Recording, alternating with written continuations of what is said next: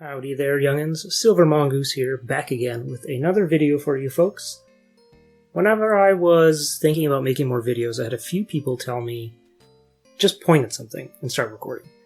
So I figured that's what I'm going to do. I'm going to do a collection video, which I don't think is something I've ever done on the channel, and I feel like probably went out of popularity like 8-10 years ago. I didn't do them when they were popular, in part because, my collection was always growing. And I also didn't want to contribute to the feeling of missing out, particularly with younger people, where they see these people who are 10-15 years older than them being able to buy these expensive games, and I didn't want to contribute to that. Kind of an unhealthy disappointment, I suppose. That was probably something I didn't need to worry about, and I know I definitely don't have to now, because most of you aren't youngins anymore. You may have been when you started watching me, but you aren't anymore. So I think it's okay to do a collection video. I'm going to do it, 2000 and 2008 style. Try to do as few cuts as possible, just pointing a camera at a table, and just going to talk about some of the games that I own for the Sega Genesis. For me, this is what I would consider a completed library, meaning I'm not buying any more Genesis games. And I'll talk about why kind of at the end. But, yeah, with that being said, let's just hop into it. I'm just going to talk about some games that I have, maybe some stories about them or why I like them. And I thought I'd start with the Echo the Dolphin, I suppose, trilogy on the Genesis. And I think this is a neat one to start with, because you kind of get the range of Genesis cases and art. So you started off with Echo the Dolphin here, has the white and black lines and kind of the dark cover, and it's got this old Sega Genesis logo here. And then you moved to the red and white, and just the standard Sega logo, and then you also have the cardboard boxes. And the Echo the Dolphin games are kind of a love-hate thing for me. I do really love the concept of these games, being able to swim around as a dolphin. The animation is great, the atmosphere is great, really deep, moody music that feels cold, you can really feel like you're in the water there. And Echo 2, The Tides of Time, is more or less the same kind of aspect. There's a bit of a few transformational aspects. And then Echo Jr. is a game that I don't think I've ever seen anybody talk about. And as the name implies, as well as this Sega Club logo implies, this is kind of your kid's first Echo game. It's fairly simple.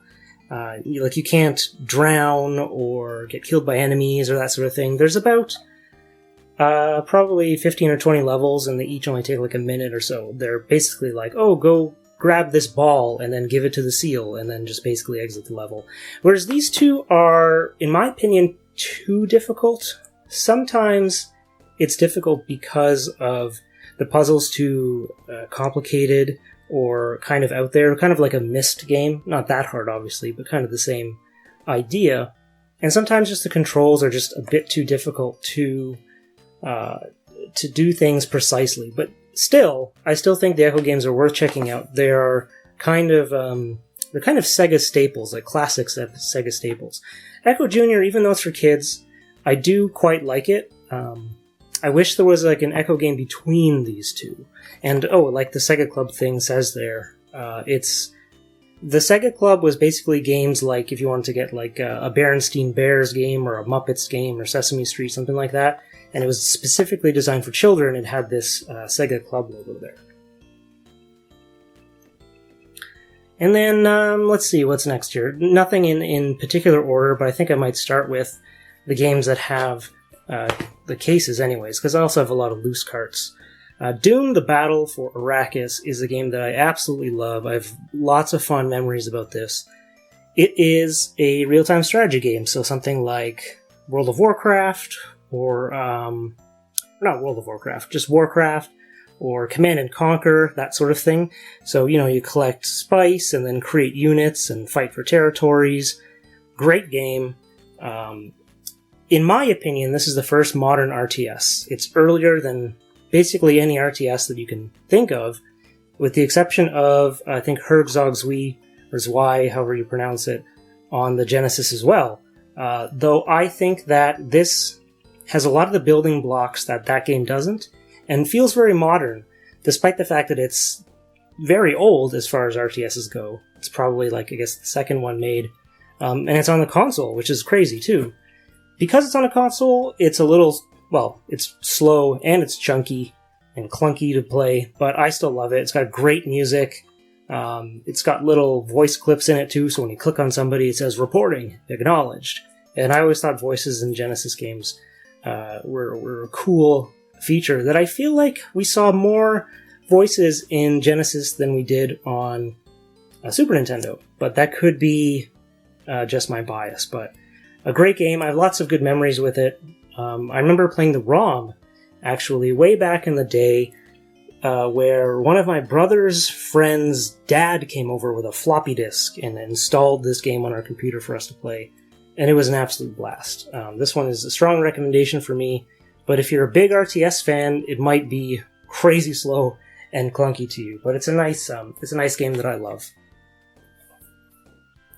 Here I have Streets of Rage, another interesting case because it's a SEGA Classic series. If you don't know what Streets of Rage is, it is a beat 'em up, pretty standard. You can play with 2-player. Great music as well, and it's nice and cheesy. Your characters are Axel, Adam, and Blaze, ex-cops. And basically it's, your standard go around beating up villains. And I don't know if I've ever seen other SEGA Classics, so I don't know what else is in there, but I would guess it's things potentially like Echo or Sonic the Hedgehog or things like that.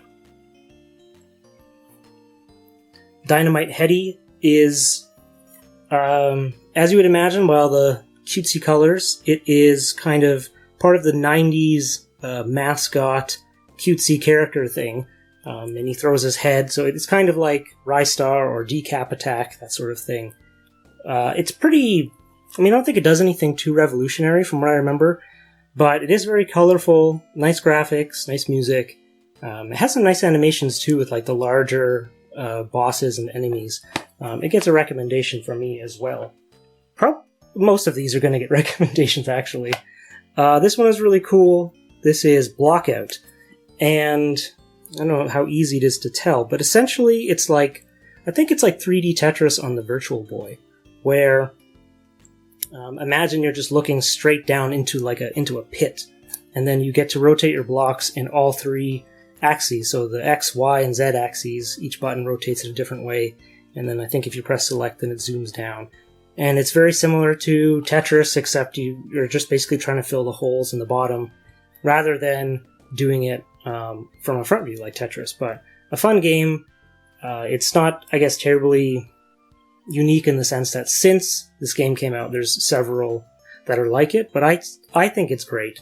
And I think the graphics, though they are very simple, with their pseudo 3D, I thought they were really cool. LHX Attack Chopper. Not a great game, not gonna lie. This is an Electronic Arts game. I think this might have appeal to like dads back in the day. I liked it because you were kind of flying around in this 3D polygon world, and as you can see here, you get to see a little picture of what you're aiming at and then shoot it. It was just fun to kind of go around and fly around in a helicopter and shoot camels and stuff. It's not the greatest game, but again, I liked it a lot as a kid because it has some very rudimentary voices in it. And I don't think it was very expensive. I think it came with my Genesis back in the day. And that brings up something too, is the Genesis for me was a special system because it was the first one that I actually bought for myself. I spent all my money, I think it was like $70 at a pawn shop, and I think it came with like a couple sports games, potentially these ones. And this is the only reason why I have them. I don't think these are especially good, but these are nostalgic for me. It's a soccer game. What else is there really to say? There are, 5 or 6 or 7 maybe NHL games, one for every year on the Genesis, but this one has a sticker that says it's the best ever. So obviously that's the one I have. The thing that I like about it a lot is you can, I believe in this one, create custom characters. So I would just make ones that are super fast and had the highest body checking ability to basically just hurt the other team. Like a kid would do. Taz Escape from Mars, another game which I wouldn't necessarily recommend. It is colorful, but it does kind of fall into the platformer licensed game category, which means it's like a C plus or a B minus. But this was one that we rented a lot as kids, and I really enjoyed. So I basically just have this, just for the nostalgia. Here I have Mortal Kombat. If you were a kid in the 90s, you know that Mortal Kombat was a big deal because, it's rated mature 13, I suppose. So I guess 13 is mature. This was back before they had the ESRB on the Genesis. They had kind of their own rating system, and then when stuff like Mortal Kombat and Night Trap came out, which were too scandalous and violent, then the ESRB, I think, was formed, and then you'll see them kind of on the later games here. But yeah, Mortal Kombat 1, you only have a few characters, but it does have, like I said, nice animations, and it's kind of a staple in any library, I think, just because it's so iconic. It has movies. It has a new movie coming out, I think, several sequels that are still going on today. And it was kind of instrumental in changing how video games were viewed by the general public. I believe I have Mortal Kombat 2 somewhere around here, but I don't see it right now. And that actually brings up another thing, is this is not my complete collection, because I know that I have a game called Revolution X, which is a arcade shooter featuring Aerosmith, the band, which I actually really like, and I can't find it here. And I know I also have Vector Man, and I can't find that. So this is most of my collection. So this goes under the category of something that might seem braggadocious, but this was just a really great collection of games. These, I guess this is 6 or 7 games, plus a game called Ranger X, which I traded in for Fortune Street on the Wii, which I actually quite like. So these games I actually got from a guy just like on a street corner. And I feel like he might have been just selling stuff that he got from dumpster diving. So he was just selling it really cheap. And I think each of these was $2. So, it's got stuff like Gunstar Heroes here, which is an expensive and great game, and same with Contra Hardcore. I was really happy to find these because I really liked them as a kid. But I was never going to buy a super expensive game. I don't want to pay $60, $50, hundreds of dollars for a cart. But for $2 each, heck yeah. And they're in cases. Some of them have manuals, some don't. But I'll just go through these here.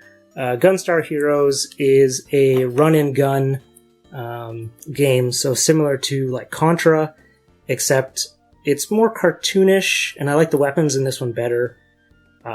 Tons of fun. I believe it was ported to the Game Boy Advance, so you can get that version as well, but this one is just tons of fun. You get things like flamethrowers and machine guns, and it's a lot of fun in 2-player. It's very tough near the end, but these games usually are. But good, high recommendation for me for Gunstar Heroes. As well as Contra Hardcore. I believe this is the debut of the Contra series on the Genesis. Another game that I used to rent all the time as a kid. I loved the characters, the screen-filling bosses here. I love the weapons. Again, a run-and-gun game, so 1 or 2 players kind of running from left to right and shooting constantly.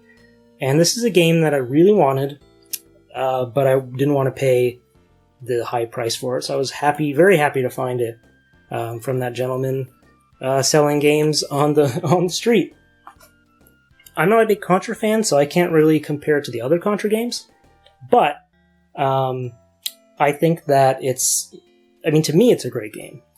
And then you have kind of There's 3 here that are the kind of the Illusion series, I suppose. There's the Castle of Illusion, and then the World of Illusion starring Mickey Mouse and Donald Duck, and then the Great Circus Mystery, which this one is probably my least favorite of the 3 because it has kind of the circus theme, which I wasn't crazy big on. But these 2 are more like, like you're going through forests and kind of like these little magical worlds. And I believe this one has sections like going through like a land where you're tiny and that kind of stuff. Great, charming little platformers. And these also came out on a lot of different systems. So like I think there's Game Gear versions of these, but they're a lot of fun. They're not just necessarily difficult, but these are examples of like good platforming licensed games. Ones that were done well. And this one is 1 player, so the biggest benefit of this one is that it's 2 player. But I do think this one is a little bit more magical, I suppose. And Aladdin is another one that was released on the Super Nintendo as well. This version is different. This is the one where Aladdin has a sword, and on the Super Nintendo one, he doesn't have a sword. So a lot of people like this one better. I think they're both good in different reasons. I think if you have the Super Nintendo version or the Genesis version, good for you. Like they're both great games, a lot of fun. Another actually licensed game that was done quite well. So this is actually one that I would recommend.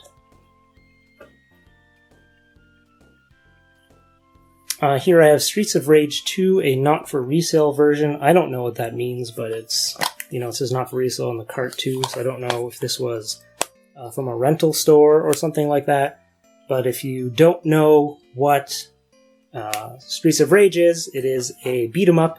So you play a character, these 3 characters here, and basically go from left to right and punch baddies. It's kind of neat to have something that's a little bit different, having this not for resale version here.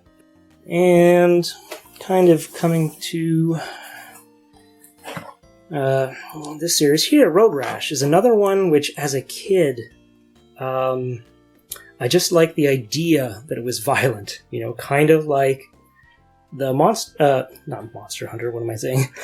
Mortal Kombat series is, so this one is a series where you can tell they're appealing to the young boys here with all the violence, and so basically it's kind of like Super Hang-On where you're on a motorcycle, except you can punch people and steal chains.